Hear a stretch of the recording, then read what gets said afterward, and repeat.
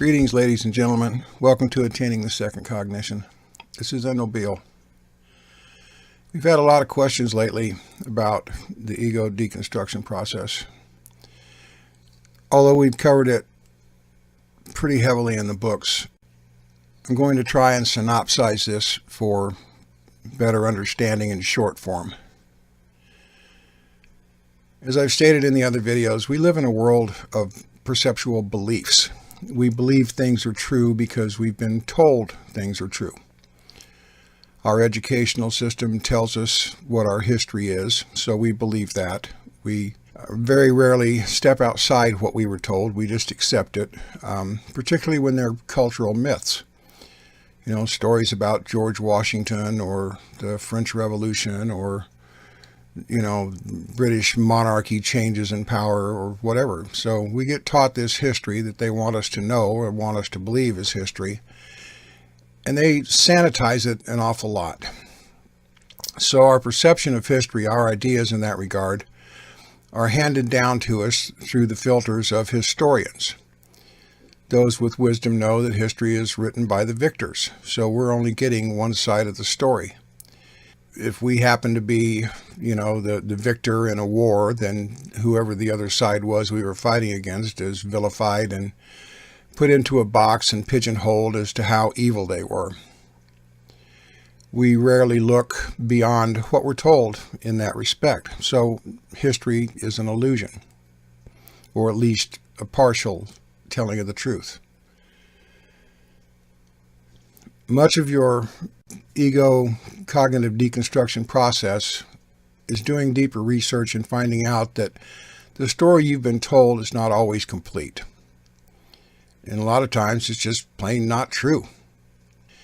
People have been fed these cultural beliefs, and it creates their national and cultural identities.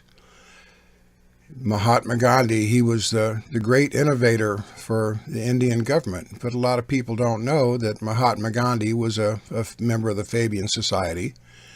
He was also trained in theosophy, and the public image that's provided about Gandhi is completely different than how he actually was. We've covered him in other videos, and we've covered him in the books. He's just one example of how an illusion is peddled to the public. The Theosophical Society and the Fabian Society were prime movers in the Indian independence movement. They have been prime movers in a lot of governmental undermining since they came into being. When you go through the pages of the history books, most of the people that are held up for honor and esteem, particularly in the last century, are from their ranks. So they're basically congratulating themselves on shaping history. And then you take someone like us, where we come along and we start to turn history on its head, and your ego rebels at it because it goes against what you have accepted as your cultural mythology, of your historical mythology. This creates that cognitive dissonance where the mind has accepted one thing as a belief, and the truth upsets the ego, and it says, no, I like my belief better. So it will run away from the truth when it's presented and live in denial. Part of the ego deconstruction process is facing these things, and if you get told, have the wisdom to dig the stuff out. We often point to the references for where we reach our conclusions on many of the subjects that we've presented in the videos. We're not asking you to believe us and take our word for it. As far as this historical erosion goes, go look it up. Look at the same reference material we did and reach your own conclusions. But if after doing so, you find that these conclusions are sound, then you're going to have to let go of the illusions. And this is a very uncomfortable process. So this is one way, using history as an example, of how we deconstruct the ego perception and belief. The same can be applied to religious beliefs. We have Christians worldwide that believe all the Christian mythology. who haven't really done the research to see how much so-called paganism got grafted wholesale into Roman Catholicism. They used to build their churches on pagan worship sites because that's where people used to gather for their religions. Everything has been a process of subsumation. They subsume whatever they conquer. They graft it into their belief systems. With modern theosophy, you see a grafting in of Hinduism and Buddhism and Christianity. Instead of Christianity, now they call it Christ consciousness. Instead of Buddhism, they call it Buddha consciousness. And with the advent of the UFO wave, the New Age has grafted UFOism onto it. Theosophy is like a big wad of gum. You roll it over the ground and it'll pick up whatever's there. And so modern theosophy and New Ageism is nothing but a subsummation of everything that came before it, just like Christianity subsumed many pagan traditions. When you get to the root of these things, when you actually start looking at the basis where these things started, you're going to find that what you believe is really built on a foundation of sand. The belief is not going to support itself. How it is sold as the final product is not how it existed in its original form. So doing the research more deeply into the things that you believe, you're going to find there's really not a lot of underpinning to any particular belief. The discomfort, the cognitive discomfort one feels from facing the fact that the belief really doesn't have a foundation is a very tough psychological circumstance to face.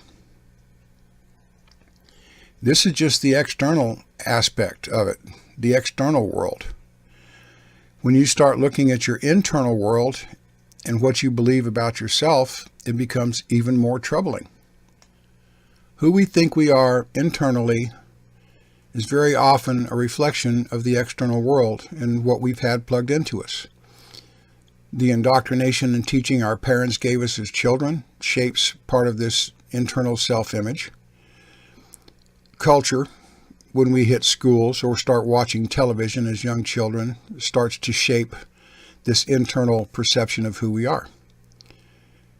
As I've noted in my books, we get told these beliefs by some authority figure, and then we become the beliefs.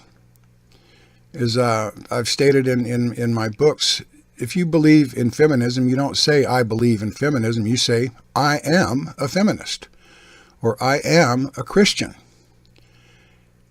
At this point, the external belief transitions into an internal part of the ego's psyche and its makeup.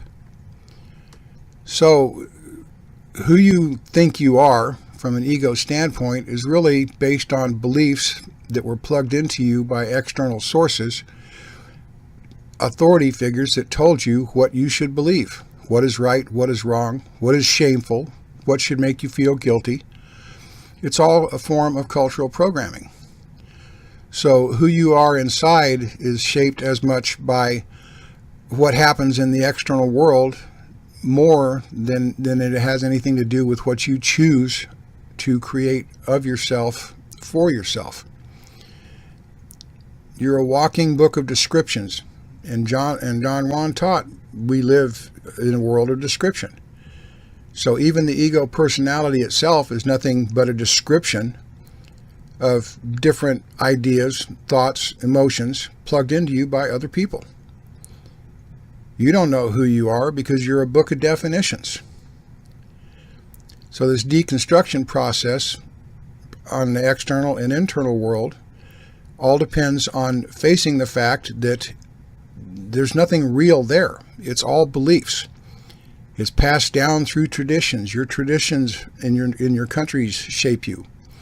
Your family traditions, your family religions, your cultural history. There's hardly a part of you that's really you. You're a walking illusion. And this is what the deconstruction process ultimately has to come face to face with. To find the real Soika consciousness awareness that lies deep within you You got to get rid of all these illusions. And the illusions about yourself based on this programming are the hardest ones to face. You're going to have to look at what makes you feel ashamed and what makes you feel guilty and what makes you feel angry. And you're going to find that there is some program at the base root that initiates all of these emotional reactions. And they're all predicated on an illusion that was plugged into you by somebody else. You can't be you if you're just a walking list of definitions. Maybe this helps clarify some of the deconstruction process and what it's about. It's one thing to see it, it's another thing to say, okay, I'm not going to be controlled by these emotions, by these beliefs anymore.